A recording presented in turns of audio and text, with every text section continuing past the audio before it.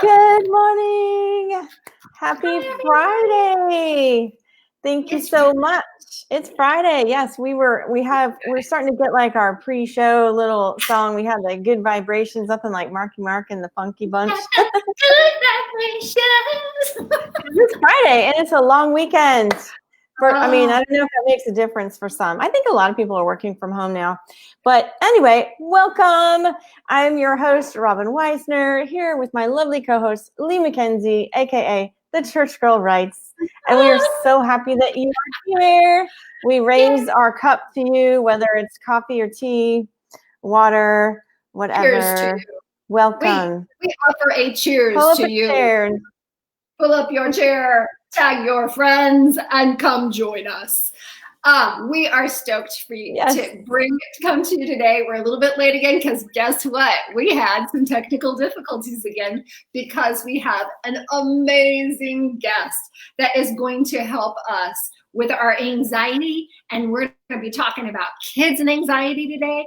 And so let me tell you, if you have a teacher that you know of that's a friend of yours, tag them today. If you have maybe anybody that you know of that works with kids, you're probably going to want to let them know about this and invite them on over because it's going to be a hugely important day. Today, we have Dr. Michele Novotni on yet again, and we are so honored and so excited for this. She is she's the coffee in the quarantine therapist. Should we just start calling her that? But she's way more than that. She has had her own clinical practice for so many decades, and she's actually been retired, but somehow she seems like she might be coming out of retirement just to help us today. Tons of others. So we are so excited to have all of you here today. Please let us know that you're here. Number one, let us know that you hear us with this down there. Give us some thumbs up. Number two, because of all of the technical difficulties, I feel like the enemy just does not want us to bring her on. So we are ready if you're ready. What do you think, Robin? Shall we? Yes, we're right. I noticed, as you were talking, it was the video was delayed behind your audio. So if you guys, hopefully nobody's having technical issues with this, but yeah. Yes. I'm ready. This is such an important topic. My husband and I have been talking about this a lot. Hi, April. Hi, Charlotte. Hi, Stacy. They've been talking in the news about just the mental health crisis that's going on right now.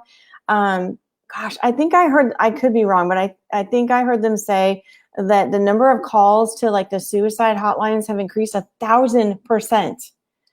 Our suicides, so many things are just skyrocketing right now.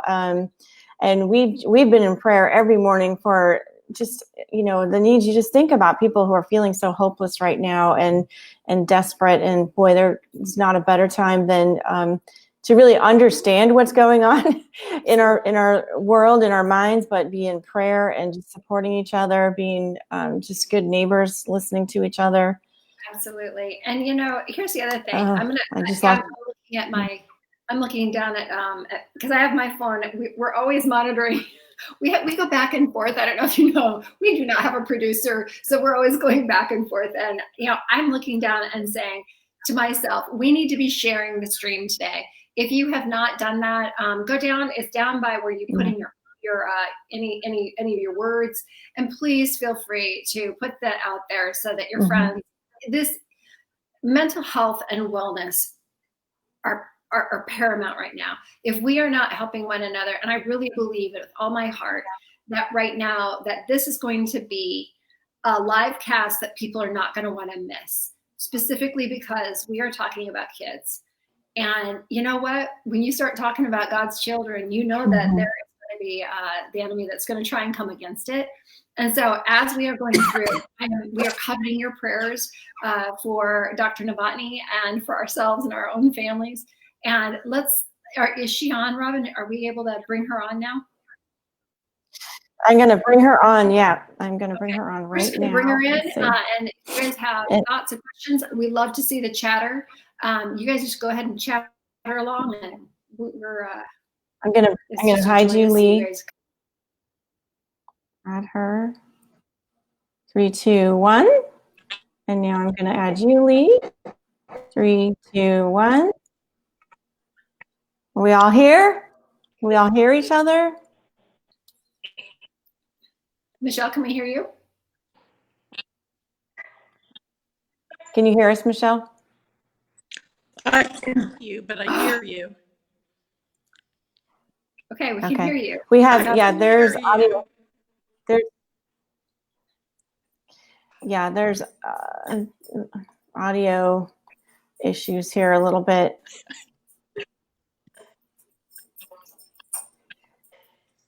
Okay, everybody breathe. Really good. Say a prayer. All right, so Lee, I'm getting delayed audio. Maybe it's just me. Maybe it's just me. Okay.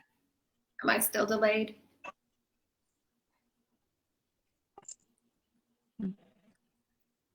Take me out and take me back Yeah, if you're up. watching, can you just tell us?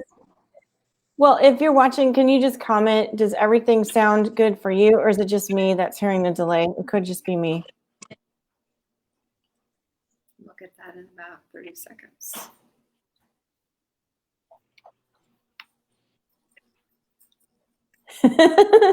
Should we put on my song again? Yeah, It's good vibrations. Yeah. All right. Okay, Becky says sounds good. All right. So Becky, so it might just be me. It might just be me hearing the delay. Yay! All right. So shall we launch into this? Awesome. Okay. Yes, go right ahead. Go right ahead. Yes. So, Michele, we are so glad that you came to see us again today. We are thrilled, and everyone's saying that the sound's great. So, what we want to talk to you about today is what is the difference between quarantine anxiety and anxiety in general? Is there a difference? And what are your thoughts about it?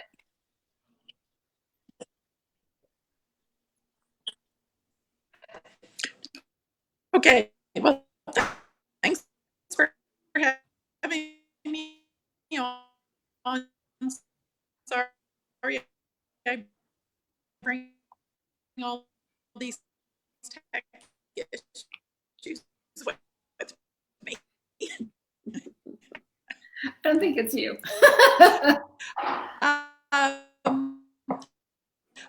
Fear. A fear that things aren't sorts of things all around. One second. She's cutting out for the broadcast. And she's cutting out for mine as well. Yeah.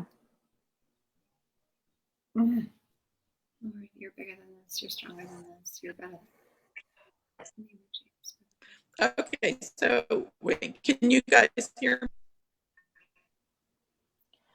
There's like a delay. Yeah, and it's cutting out. You keep cutting out. Yeah, it's cutting out. Do we take her out all the way and put her back in? I don't want to lose her. That's the only thing. Oh no, I don't want to do that. No, either. Do you have anything else running on your computer, Lee, or on your phone? Michelle, is there anything that could be stealing bandwidth? I don't know. I turned off my Bluetooth. I don't have anything else open, so hopefully it's not coming from me.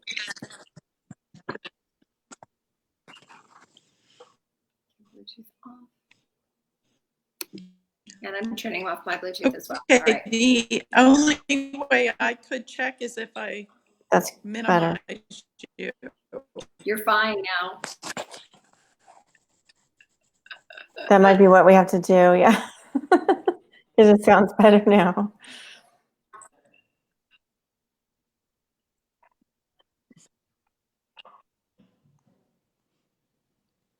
Okay. Michelle, you want to say a couple words right now? Okay, I said a couple words. Does that work? You're so clever. Yeah. All right. It's better, yes. Better. Okay. So maybe it's just you getting closer to your whatever it is that you're getting closer to. Okay. All right.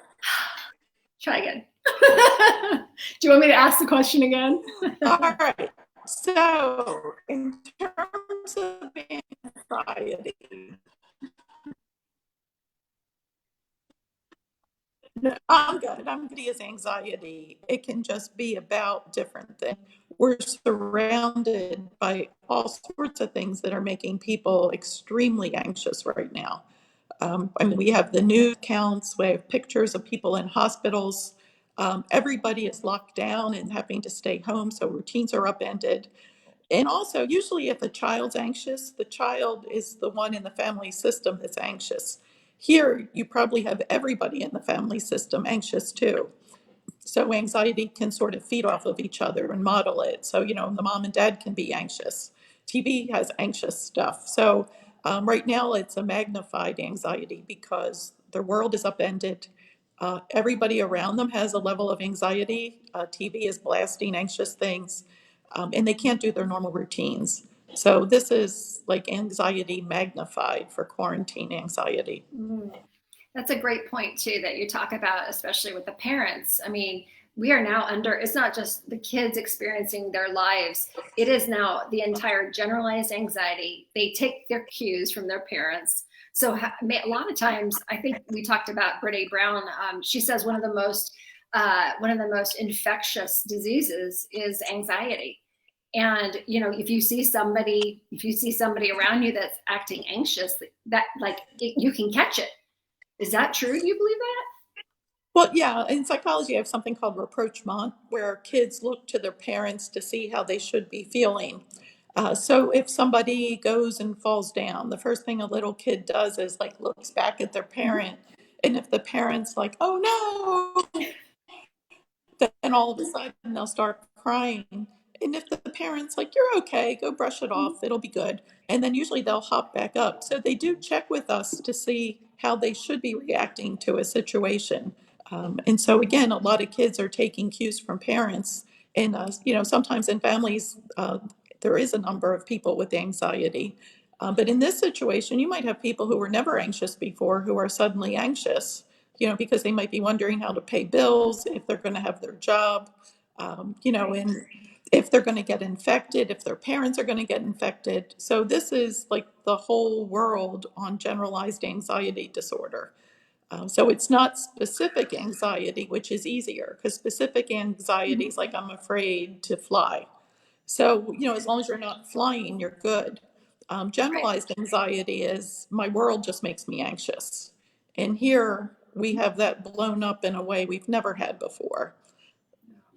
Those are great points to, really, and I think this is going to help so many of us with how do we have compassion for the people around us that have anxiety or that, that struggle in this area, because now everyone's feeling it. And I think that, as we're looking, what are our coping mechanisms and how are we role modeling that? I saw Becky's on here. She's been a children's ministry pastor forever, like for years and years. How is she role modeling it? How is she speaking? How is she, how are we communicating?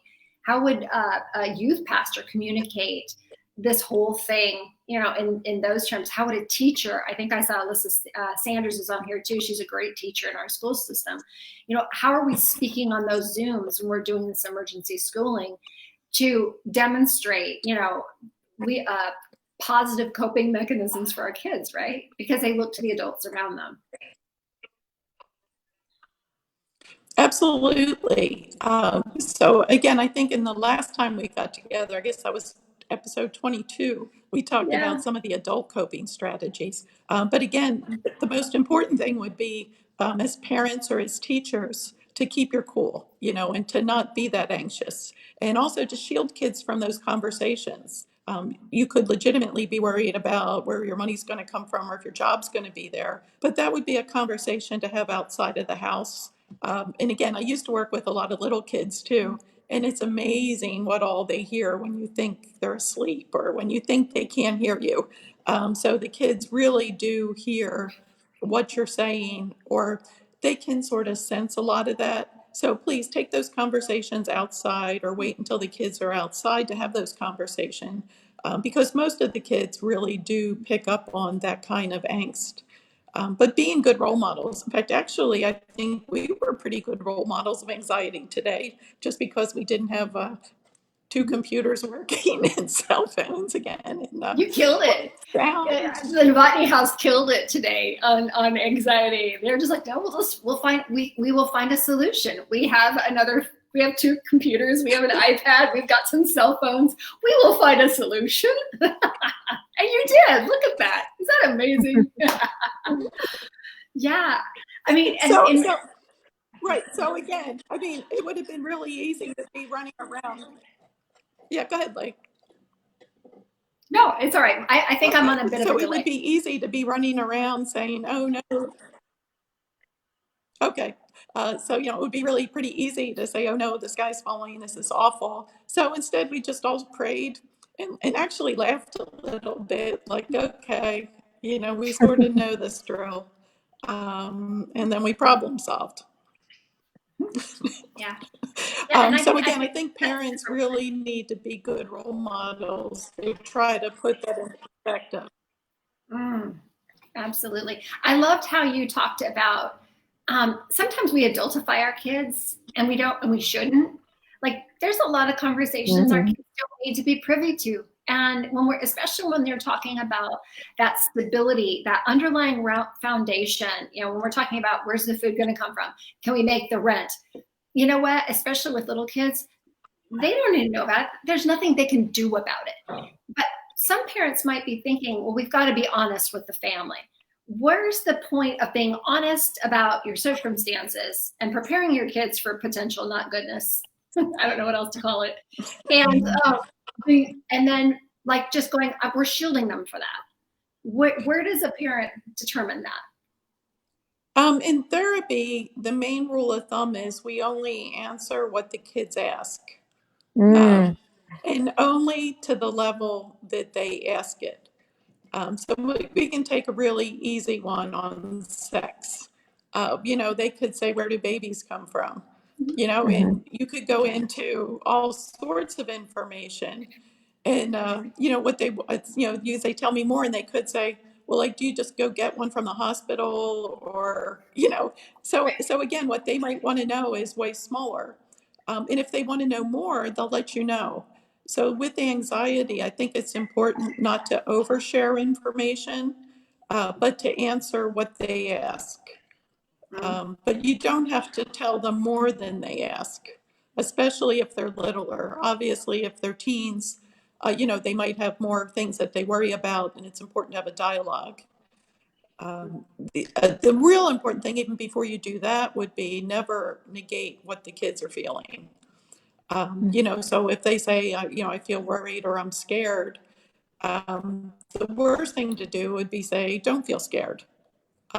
There's nothing to worry about, because that's not true. Yeah. And that minimizes their feeling and that shuts off dialogue. And the last thing you want to do in circumstances like this is shut off dialogue. So, even if we know they're not supposed to be anxious, we still can't just tell them not to be anxious. We need to hear where they are, honor their feelings, let them share, make sure we understand what they need, and then go forward. So please don't ever say you shouldn't be anxious, you shouldn't be worried. And I know some Christians are, we call it the Bible whackers, and they'll flip out a verse. And Be anxious for nothing, you're fine. Don't negate the feelings. So like the Philippians. Don't minimize, affirm them, please affirm them. Talk to them about it. That's pretty much what you're saying, because really the channel for our children, for us, and it's for us to be the grown-ups. Because I mean, by the way, we're grown-ups and we can handle this. We are equipped to be able to handle this, and we have other resources, but especially for children, they have so few resources. And so when we're thinking about what we do talk about, and the sex question's a great one. It's like when your 2-year-old says, where do babies come from? Well, we go to the hospital, right? What do you mean? Always asking, what do you mean? What do you mean by that? And when they get to be 8, you're like, well, what do you mean? And just keeping that dialogue open. I I think that's maybe the key to this whole thing, is to keep the dialogue open with your children. Do I have a delay? Do I sound okay? You're fine. Right. So even if the teen asked questions about money, okay. So like if it, I think I might be, they might not need to know your whole budget, that, and what you have and how you're going to pay. What they might mean is, will I have money for gas when I come out of this? Will I still have gas money? Do I need to get a part-time job? So again, their question might be much smaller than you think.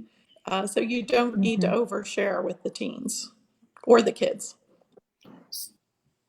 So, okay, so I'm going to take it to the kind of the next level. So how do we talk to our kids about these feelings? We're starting to get into that question anyway, but what are maybe some keywords for us to help them express their feelings, and how do we really talk to them about it? What are the ways that we can, because we don't want to negate their feelings, we want to affirm them. How do you get to the root of their main concerns? So the part would be to have an open dialogue about worry. And it could be, just opening it up to worry. Now, again, one of the tricky things is not everybody looks all anxious when they're anxious. You could have people acting out. You could have people withdrawing. You could have people sleeping. You could have people being incredibly grumpy, or you could have people looking all worried. So again, probably the biggest cue that somebody might be anxious is a shift in their behavior. So corona, what were they like and what are they doing now? And if there's a shift in their behavior, you might want to expect then that perhaps they are struggling with anxiety or depression, and it's just coming out sideways. So the first thing would be, I notice you're not sleeping as much, or I notice that you tend to have a shorter fuse than you used to.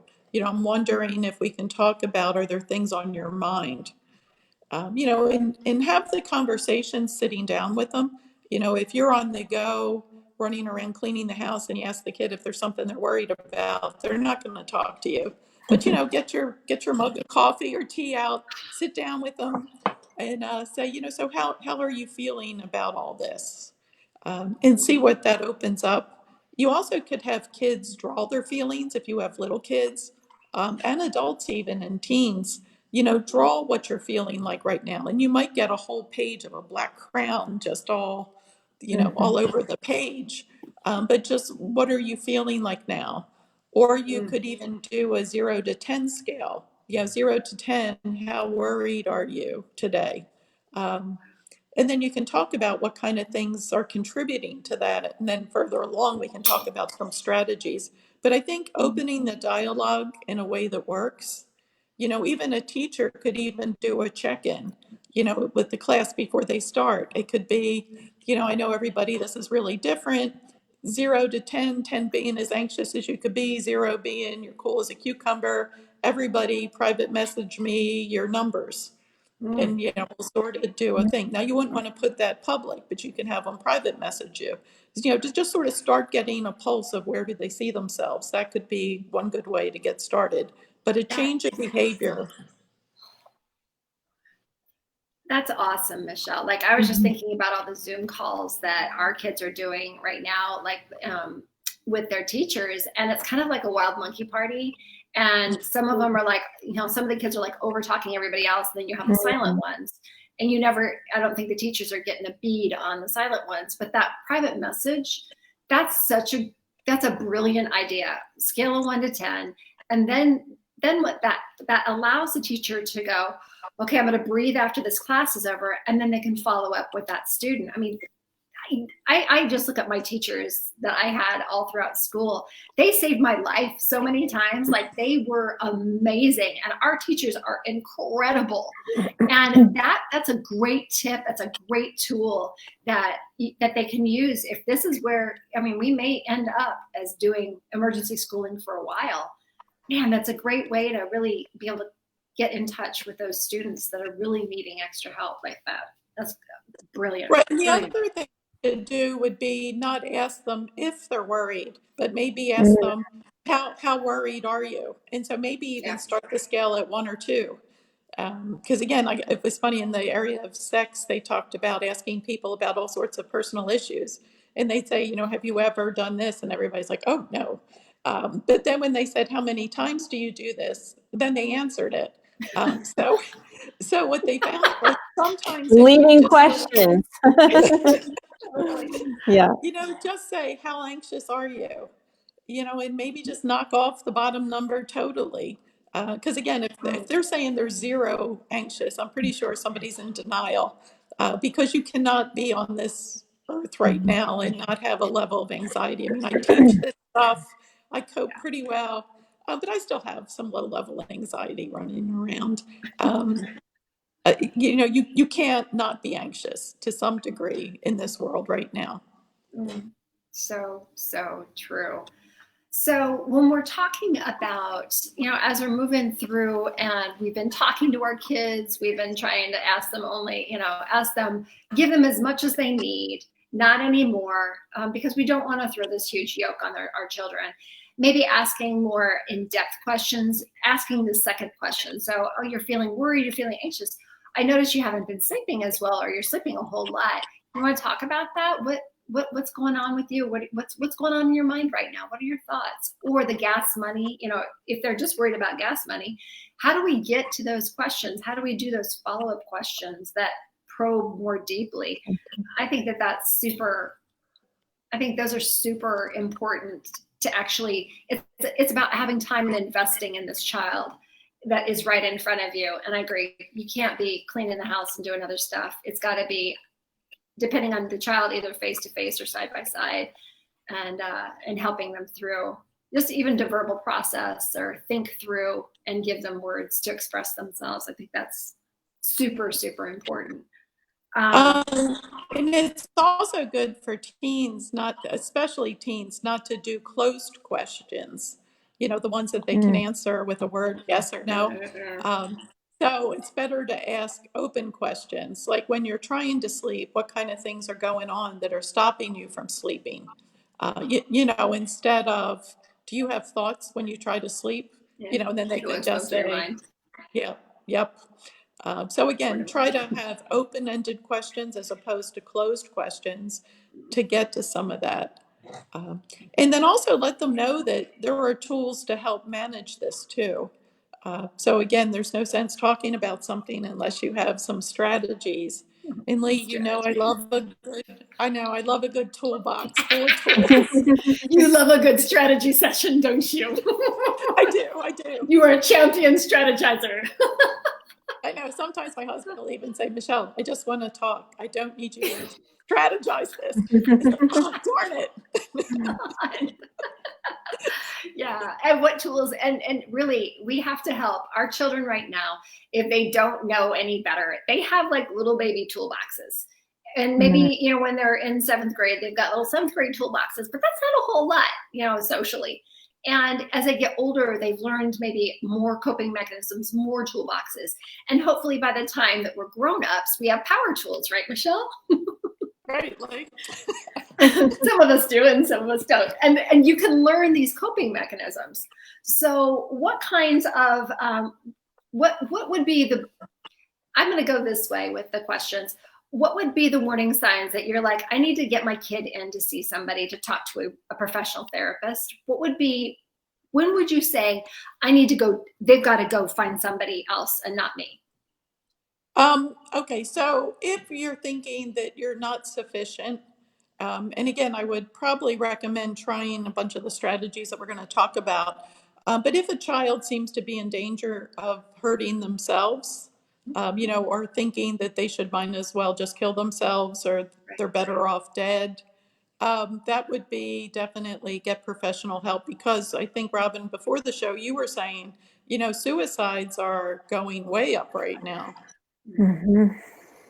Um, so, I mean, there's abuse going on, there's, suicide. So I wouldn't take somebody saying, I wish I were dead, um, minimally right now. I would definitely hook up with one of the telehealth therapists, or if you could see a therapist, So anything that indicates that they could be suicidal, that they're hopeless, again, people tend to kill themselves when they don't see any other options. That's right. So if they have no hope, if they're not doing forward thinking, if they're not talking about next week or when this is over, lack of forward thinking is also a sign. But if they're regular, just anxious, I think most parents or teachers could definitely work with them some. There are some pretty basic skills that can really help a lot. Um, so, do you want to go into some of the strategies or Yes. anything else right now? Let's go Yeah. into strategies. We kept this till the end because we want you to remember the strategies when you walk out, when you click off and you cheers us when you leave. We want you to remember these strategies. And you know what? We can use them too. I use all sorts of strategies. Whatever happens to work at the moment, that's what I'm going to use. So Michele, what are some strategies we can help our kids with? Well, one of the ones would be there's some amazing books out right now that parents could use. And also, they can help the kids if they want to do it themselves. So after the show's over, because heaven forbid we didn't want to mess up our connection, we can, I'll send them. I'll send you guys a list of some of the books that I saw that looked like they could be helpful. Like one that looks really nice is called Anxious Ninja, and it's a whole series about this ninja that deals with all these mental health issues, and it's designed for kids 3 to 11. And what Anxious Ninja does is the ninja actually has the 3 R's. And this is something that's pretty easy and relatable and actually psychologically sound. So the 3 R's are, the first R is recognize, that you can't control the situation. The second R is relax, taking deep breaths. And the third R is refocus, or I like to call it the reframe. So again, Anxious Ninja actually presents this in language that kids can enjoy and appreciate. So the first R is to recognize you can't control the situation. So you can spin your wheels a lot wondering, around here it's like, when is Disney World going to open? When can we get haircuts? When can, and so you Yeah. can, yep. So, and again, with kids, it could be when am I going to get to play with my friends? When are we going to visit grandmom and grandpa? So the thing is to recognize that we can't control it. What we can do is, check online every morning and see if anybody changed anything. But basically, that's the only thing we can do is we can get updates on the information, and then we just have to wait. It's not a good answer, but we don't have control. So it's important not to try to control things that we can't control. So when you try to control things beyond your control, a lot of spinning wheels. All right, so the second one is relax. And relax has to do, and again, on the other show, we did like the deep breathing works really, really well. And Robin, I think we did the blowing out birthday candle, arm Mhm. you Can somebody please so remind for, me of that throughout the week? Lee, can you text me? Have you blown out the candles lately? Yeah. That's why you write it down, Robin. You write it down on an index card. So again, you can put your hand out and try to blow out something at the end of your fingers. And what that does is that forces you to take a deep breath. And that's something that's good for little people, teens, and adults. For teens and adults, we have alternate nostril breathing, which again is a form of relaxing. So you can Google that one, alternate nostril breathing, right? You go up one side and down the other, and then back up and then back down. So deep breaths can really I love help. that one. And then the third R has to do with refocusing. And again, this has to do with what can we pay attention to? What can we do now? So, sort of shifting your focus from, oh no, I can't play with my friends. Oh no, I can't go to work. I can't see my girlfriend. To, all right, so what kinds of things can you do right now? And shifting the focus. And I was pretty thrilled when I was looking at Philippians. So, chapter 4, 6 to 7 talks about not being anxious. And then what I like was 4, 8 actually talks about the reframe. And So, okay, you think, Robin, you're putting it up there? Yeah. Mhm. Right. So don't be anxious about anything. Um, but then what I like was Paul didn't leave people just hanging there. 4:8 tells you what to do instead. Um, Yeah. so, Yeah. yeah, so it tells you whatever is praiseworthy to meditate on those kind of things. So again, the Bible actually has some really nice directions for us, that it's telling us that God's got this. And I know, like, when we talk about tools, we sort of imagine the tools that we have, but we forget God has bigger tools than we could even imagine. Uh, so, like, like if you think about Moses and the parting of the Red Sea, I mean, parting a sea was definitely not something in my toolbox. um, I couldn't even imagine that. Yeah. Or in a desert, throwing out food every day for everybody. Uh, yeah, God's toolbox. I can't even imagine what's all in God's toolbox. I mean, I know, Lee, you're excited. You got some power tools. Yes. But nothing like God's. I mean, he can get you fast passes at Disney. Okay. Yeah, that's true. We went to Disney We together, did. and not only we got fast passes for stuff that you can't get it, but we didn't even have to ask for it. The I person know. even just asked us, "Is there anything we can do for you?" And I said, "A fast pass for it," and then she went, "Sure." Yeah, Michelle took me to Disney World this year with her husband Bob, and I was like a little kid being ridiculously excited. And the stuff that happened with us, I mean, God just anointed and blessed the day. And not like, okay, we're joking about the whole Disney fast passes, but seriously, we got fast passes to like amazing places. We got into places, but God has huge tools. You look at it, we were talking about this, I think, about spiritual warfare earlier in the week, Robin, and we talked about how like God routed the armies of all these enemies of God's people. He routed them, and like you have like Gideon, with 300. What was it? 300 people. Mhm. We're gonna blow some horns and drop some lanterns, and the enemy is gonna turn and flee. And we're just all we have to do is like just rout them and like run after them and kill them. Yeah. And then we talked about Abijah, and he was like, he's hemmed in from the front, hemmed in from behind. He's like, you're gonna come against me? Like, I've got God on my side. And God was like, oh, I take you all out. And he does. Sennacherib, his entire Assyrian army was wiped out. God has got some amazing power tools. So There we okay, go. I'm done with my sermon. Done with the sermon, but oh my gosh, God has huge tools. Right. And so if you're trying to help a little kid who's anxious, one of the a series I used to use a long time ago is Veggie Tales. I don't know if any of the parents or Sunday school teachers are familiar with Veggie Tales. But there's one like, Where's God When I'm Scared? And I know there was God is Bigger Than the Boogeyman. So again, that would be something that you could do from a faith perspective. Uh, Now, for looking for resources, so again, that Anxious Ninja series covers all sorts of mental health issues. So again, I love the 3 R's: the recognize, what you can't control, relax, refocus. There's also another one called What to Do When You Worry Too Much. And it has all sorts of a kid's guide to overcoming anxiety, and it has all sorts of materials in it. And then there's also coping skills for kids. So again, I'll put those down, but there's books, and they have sometimes 30 and 40 different options for helping kids deal with anxiety. Because again, coping strategies aren't a one size fits all.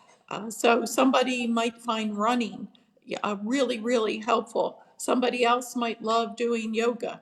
Um, and if you try to give the running person a yoga thing, they're going to not be happy. So again, you have to realize these need to be tweaked, and they can even be changed based on the situation. That's why you need lots of strategies.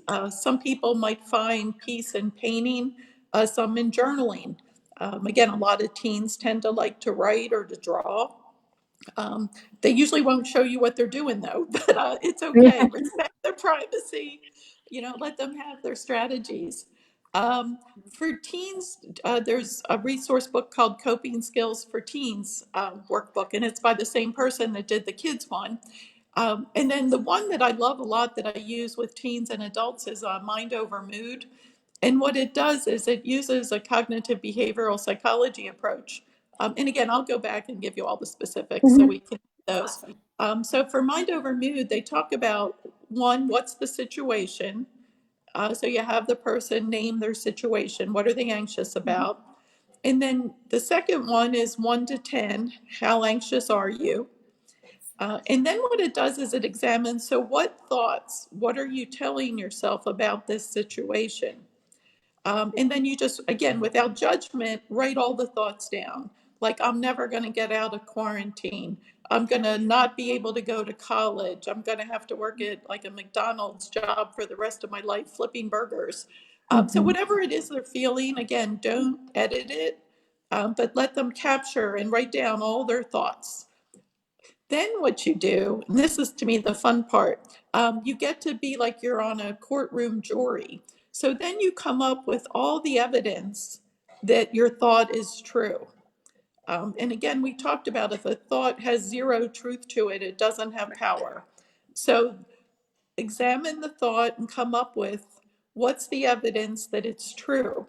And a lot of times when I had people do this in the office, I'd have them wear a hat, like on one side, and they're this person, and then they'd have to shift chairs, and then they have to be the prosecutor or the defense attorney, and go. And then the defense attorney says, "Well, how is this not necessarily true?"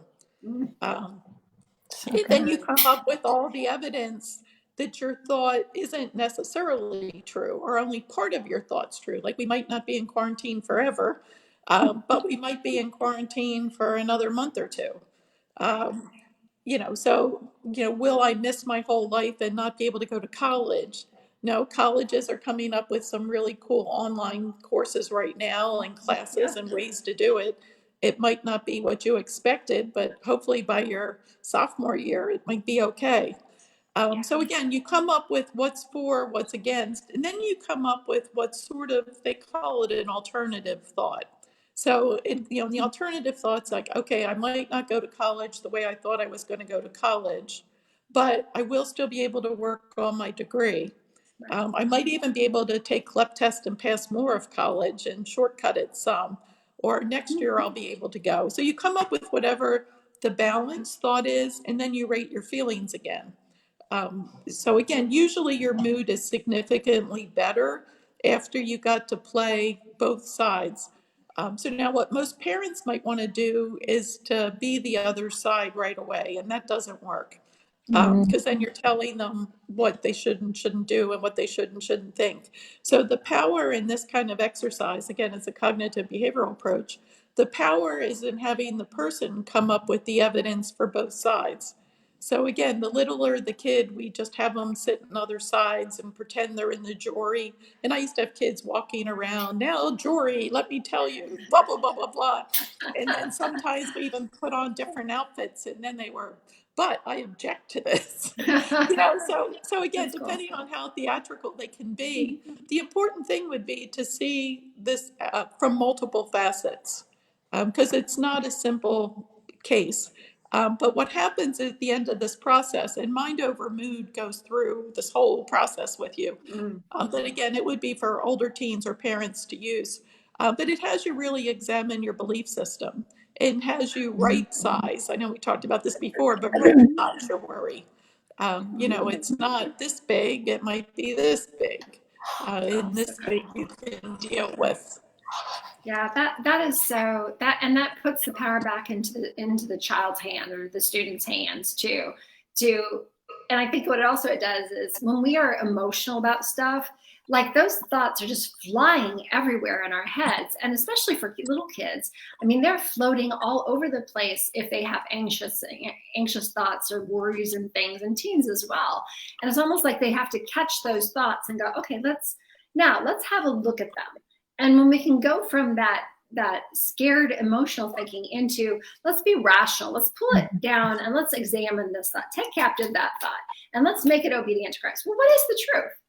And allow them to do it. I love that we have to empower our children and teach our children how to do that and not do it for them almost, because we want to rescue them and we sometimes don't want to make them go through the hardship of the examination. We just want to give them the answer, but you really have to teach them how to travel through that entire emotion, I think. And what would you think about the equipping for future for our kids if we did this with them? I just think about, okay, what happens when, you know, you get downsized and you've taught that kid when they're, you know, when they were whatever age with you, and they go through their 27, 28, they're getting downsized. Well, let's have a look at it, and teaching them, equipping them for future anxiety or strange pressures that happen to fall on them. I think this is just so empowering for them. It's super, super. We should be teaching this in schools. Well, yeah. And can I just say, like, I'm just recently learning all of this. This is really not, if I'm being totally honest, this is not how I raised my kids. You know, and so anybody else, can I get some support here on this? Like, I mean, I got an amen here, and Michelle knows it. You know, I mean, this is very, very powerful, and I think like what you're talking about, Michelle, is really modeling it. So I kind of take that the same as you know, when I was homeschooling, I didn't know how to do you know, some of the algebra problems we had to do off the top of my head, but I modeled how to learn it. It's the same with this. If you don't already have that toolbox, you can start right now and say with your kids, you know what? I've been struggling a little bit too. Let's learn this together. Let's practice modeling this, right? Is that right, Michelle? Would that work? Oh, she's frozen. She's frozen. Come back. She looks like she's judging me. She's not judging you, but I promise, Robin, she's not judging you. I don't judge. Her face was just staring at me like, no, don't say that. That was the wrong thing, Robin. Actually, I was remembering one of the instances where Jared, my youngest son, said, "And you're a psychologist, and you just said that." Yeah, throw it back on you. That's beautiful. Beautiful. All right. So, I mean, I would love for people to be actually talking about tools and toolboxes and to be running around with their own mental health boxes. You know, and for instance, there's things we could do, like it could be singing, it could be dancing. And actually, emotions could be like a pressure cooker too. So if you regularly added in some physical stress release, that would be hugely helpful. So, you know, start off with some running, jumping, dancing, something physical to get some of that energy and angst out would be huge and wonderful. Oh, yeah. So again, something physical would be good. You know, journaling, writing something down, whether it's an index card, a journal, notes, post-it notes. A lot of the people I worked with were big post-it note people. So again, write some things down, practice breathing, meditating. And some people actually might want to break stuff, and you can come up with. I don't know. We're laughing because that was a technique I have used. I have smashed glass, and boy, it feels really good. But in a controlled setting and in a controlled way. Controlled with a purpose, not just random glass smashing. Right, but I had some people who like to rip newspaper, and they found that very helpful, just the ripping newspaper. I had some people that didn't want to rip newspaper, but they wanted to rip cloth. I had people who wanted to punch, so that they could punch a bed pillow. So again, you can find what does that emotion feel like, and what do you think right now you need to do to get some of that released, and then find a healthy, productive, non-destructive way to do it. So even if it was smashing glass, and I have had a couple people that did want to smash plates, glass, etc. You know, so like they went to a consignment shop, got some really cheap dishes in certain cases, went out into the woods, laid a tablecloth down and smashed it out there. So again, we're not advocating, please hear me, we're not advocating you just sort of like go through your house and smash stuff. But if that's what you feel like doing, maybe find a way to do it. The other thing is visualization often can help. Sometimes you don't have to actually do the thing. You can imagine yourself doing it, and sometimes you get relief from that. I know in grad school there was a study where we had one group that actually practiced skills, and we had another group that visualized themselves practicing the skills. And at the end of the study, both groups had significantly improved their ability. I know athletes do a lot with visualization too. So you can visualize yourself as well. So what Oh. were some of the coping skills that you guys have found that your kids used when they were stressed about something? Mm. Any? I was gonna. I'm glad you brought up about physical, movement, because I think with my boys, even with my adult son now, being outside in the sun, moving, I think that helps a ton. I think when you're physically tired, that helps you to sleep better, which can have all kinds of ripple effects. And then I think building things like building with Legos, being out and drawing, those kind of things like you talked about. Do you think nutrition can have something to do with it as well?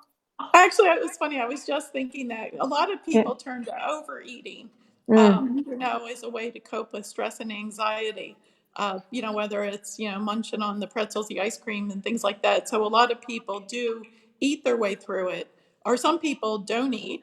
And some people, like for me, I love cooking. So I've been doing a lot of cooking, and that seems to be something that I'm enjoying doing. So I know, Robin, you might know a thing or two about food. She does. She's really good at it. Well, I'm just saying, if you have a child who's really sensitive to sugar or color dye or whatever, and you're just giving in and letting them have all that right now because we're in the quarantine, that is going to have a physical issue, which can just, affect all different areas. So just eating well and drinking lots of water, getting sleep, getting exercise, those kind of things all kind of help with that baseline, I think, as best that we can. So I think it's, they might be feeling anxiety, but we can also look at the whole person too. Are they getting enough sleep? That could be like one thing that's just amping up that emotion. So maybe we can help them in that way. Oh, that was the other thing I used to do with my boys. They loved listening to a story as they were falling asleep. They loved that. Or stories on books on tape or whatever. They really liked that as well. Nancy Moore just mentioned music was an outlet Mm-hmm. for her sons Mm-hmm. when they were growing up. And I know that for us, boy, Julian will go out in the garage and like jam on his bass guitar and belt out, the top of his lungs, sing and play and jump around, or he'll come in and he'll play the piano. Bella's my baker. Bella's my reason for my COVID-19, I think. Because that's what she does. She just wants to have something that she's in control of. And she's darn well in control of that kitchen, and how much she's measuring off and how she's frying that donut. And that's I think that gives them a sense of control back again and power.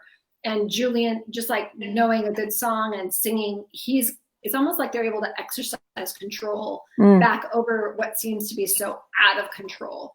And if we can at least, Bella can follow that recipe and go, well, these are facts. Okay, I need a half a teaspoon of this, and I need a quarter cup of that. Mm-hmm. That just helps them a lot. But music going to sleep, I think, is what my kids did.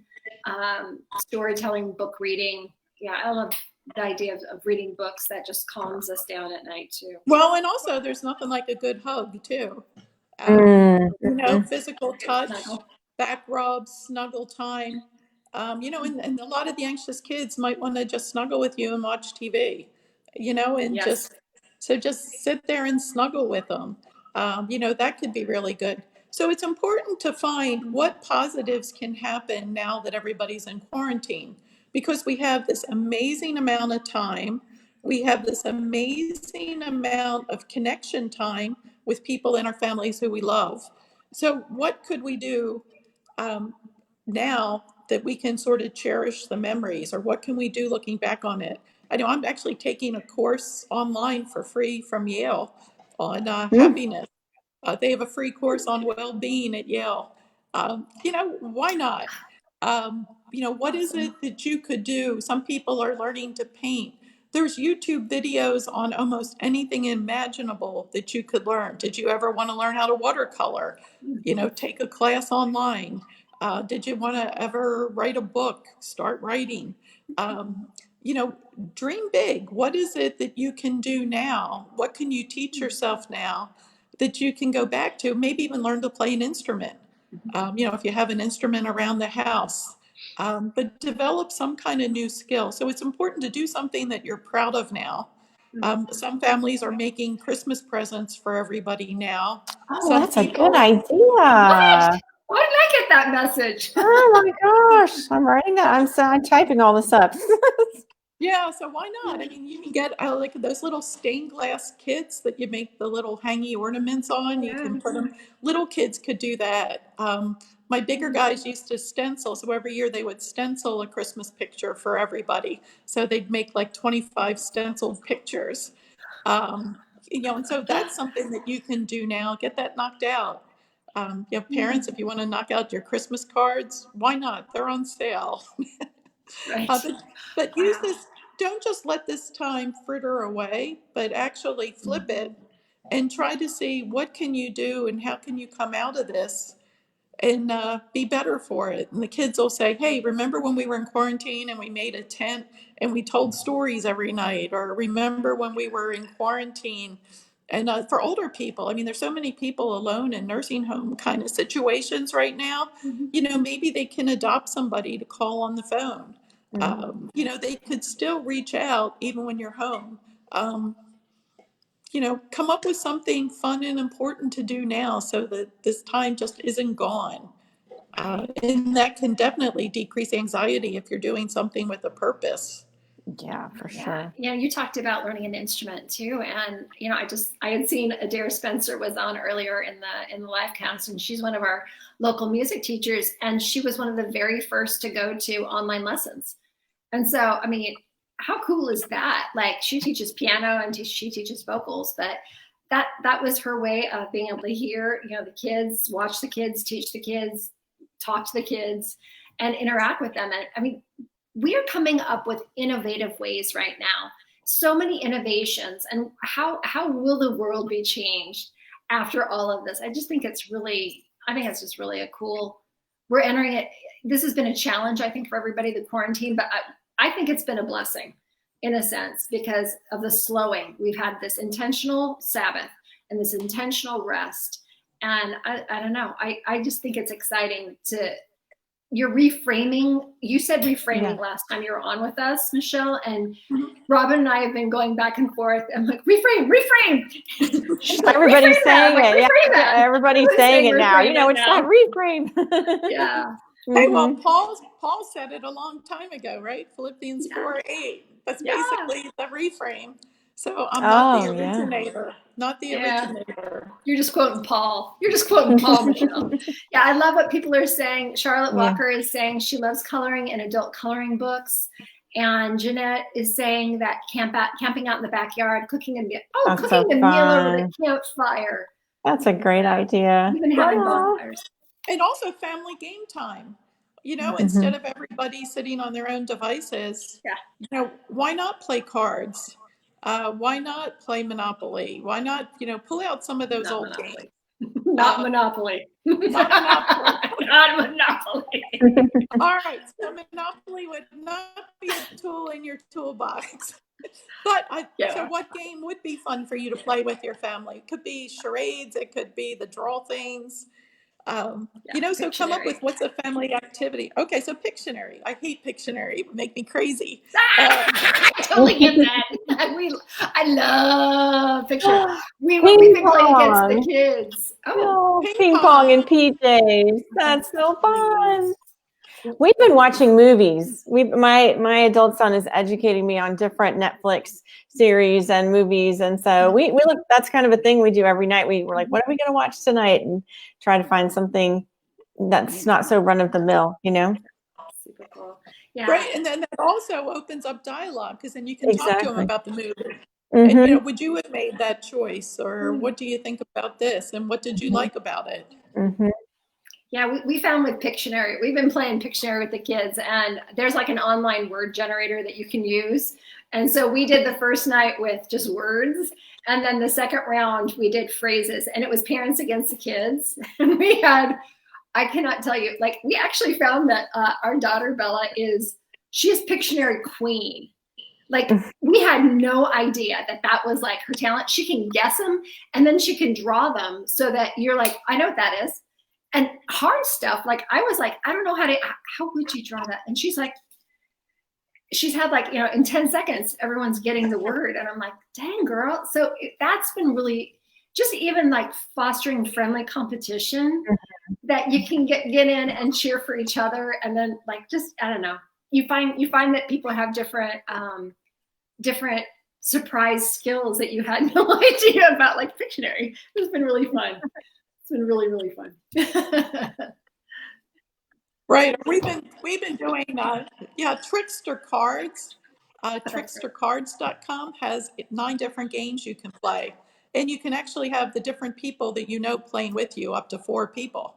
And if there's only 3 of you, it'll bring in another person or a fake person.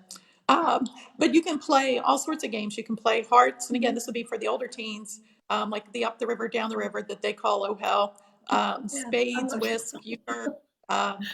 You can even learn bridge. Who knew? Julian taught us Texas Hold'em, I think. We got him like the little what are they called? The coin thingies? The chips. Mm-hmm. Yeah. And so Julian has been teaching me Texas Hold'em. He has to teach me every single time. He has to reteach me because I can never remember what it's all about.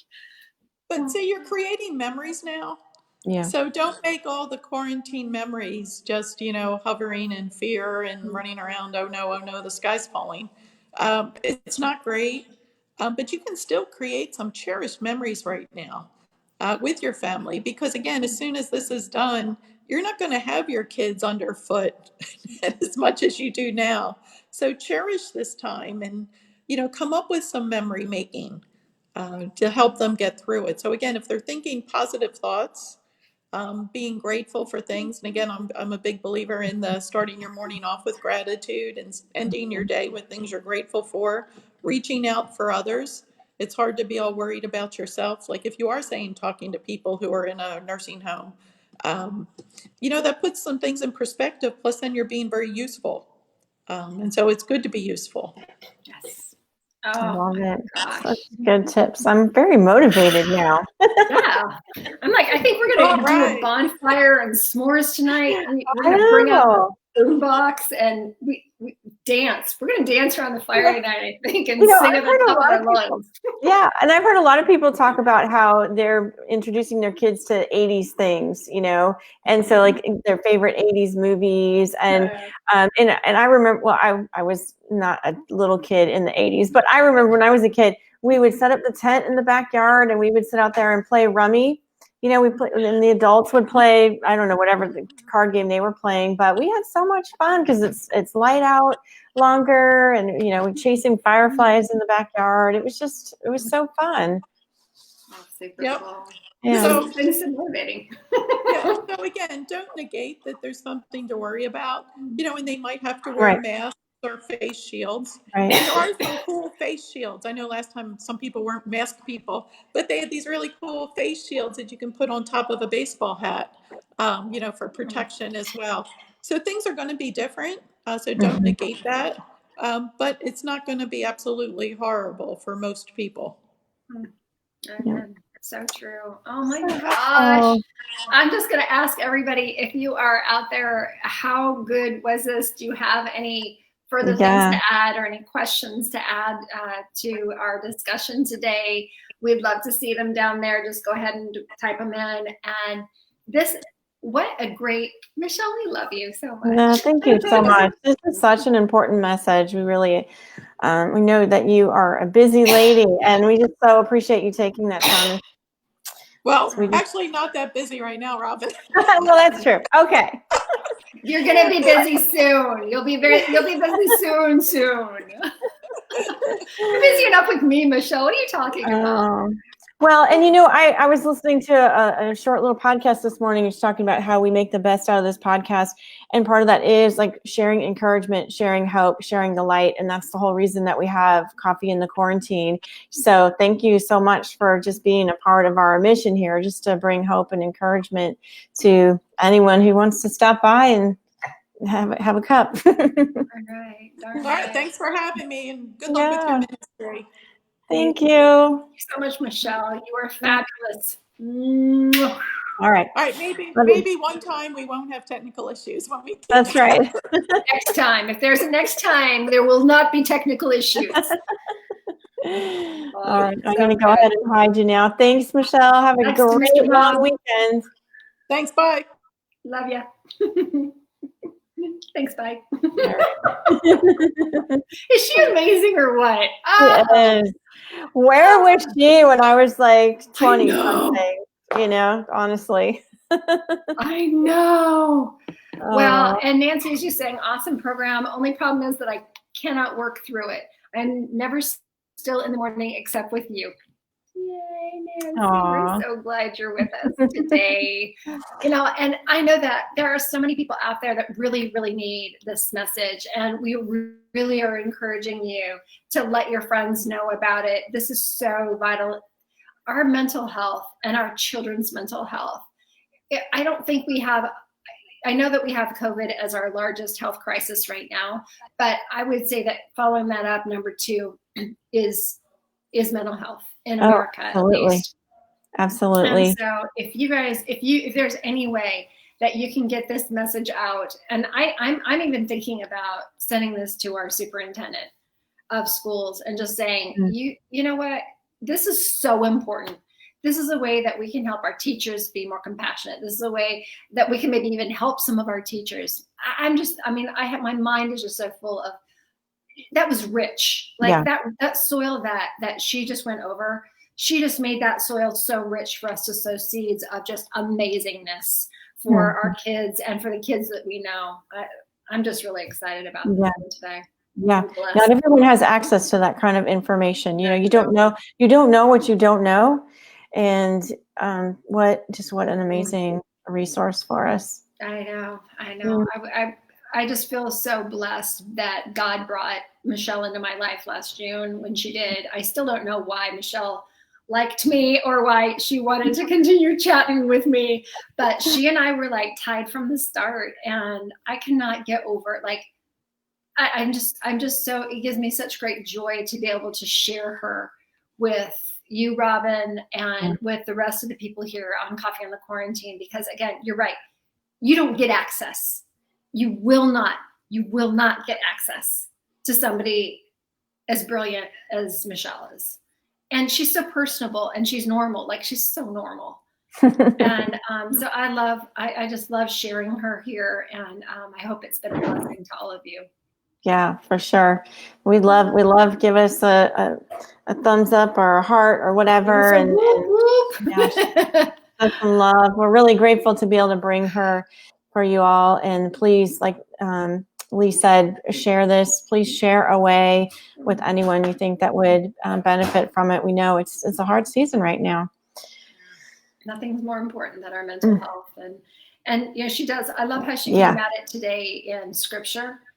You know, the idea of what do we focus on? Whatever's lovely, excellent, true, praiseworthy. I love that she even found it in scripture that this is what we do. It's the reframing. It's the reframing. That's our word. Yeah. Well, I have many words, but reframing is absolutely available to everyone at any time. You just have to choose it. You have to stop, take captive those thoughts, be aware of what you're feeling. And, you know, she laid out those steps exactly. And so I just pray for everyone to just have that state of mind where you can take captive when you're feeling that way, stop for a minute and breathe and think about, what am I feeling? You know, what is the intensity? What is the evidence to support the story that I'm telling myself about it? That is, I taught mock trial for 4 years. That is so good. I love that. Like, let's look at the evidence. Like, okay, let's try to prove ourselves right. And then when you see that there's no evidence, or very it just shanty completely evidence. loses the power. Yeah. Oh, I love it. Yeah. And you know what? I love that. I mean, I'm curious to know if you're still with us right now. Tell us what you thought was the golden nugget that you got today, either for yourself or maybe for somebody else. But I thought, you know, something that Michele's taught me is you set the person or you set the thing in a chair and you talk at it, you speak at it. And, you know, maybe it's, you know, it's a thought that just keeps coming back, and that, you know, oh, it's never, COVID is so bad. Maybe we could just talk to COVID in an empty chair and go, COVID, you're not nice. Do you know what you've done to me? You have robbed me of joy in the last 2 months. Do you know what you've done to me? I have grays now because of you. And I'm not getting them fixed anytime soon, COVID. You know? I mean, like, you know, I'm just curious, what is it? You know, I love the idea of the mock trial and asking your children. It's the child who has to do the mock trial. You're just the judge, like, sits Right. maybe you're just the bondsman. I don't even know if you're the judge. You're just they're the judge, the jury, they're the defendant and the prosecutor. But all you're doing is just managing it for them and allowing them to have that time and that space to examine that thought, make it obedient to Christ's truth.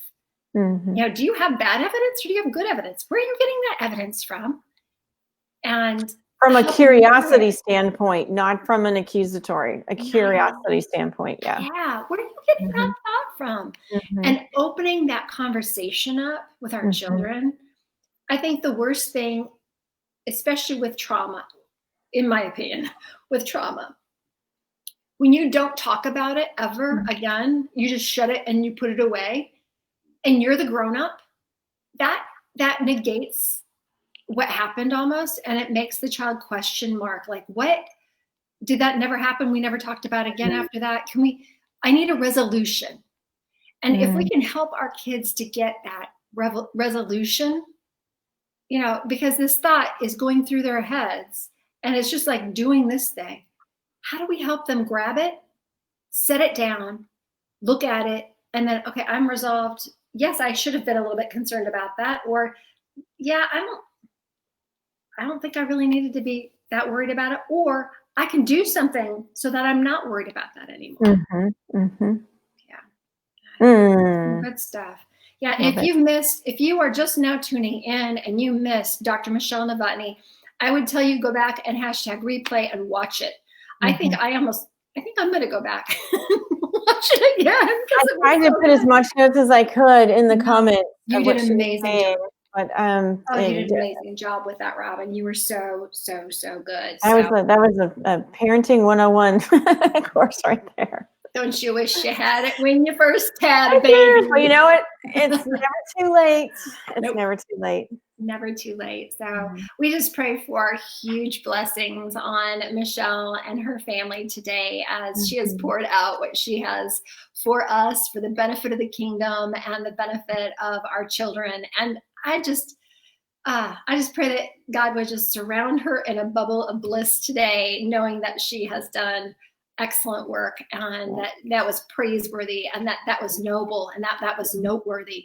And man, just so thankful for my friend. So thankful for her today. Yeah. Well, I suppose we should end with some prayer. Oh my gosh, we went long. We're sorry. We went really long. It was so worth it though. You want to start and you want me to finish or what? Sure, I'll go ahead and start. Awesome. Heavenly Father, I just don't even know where to begin. I thank you so much for being here with us and working all those things out through technology that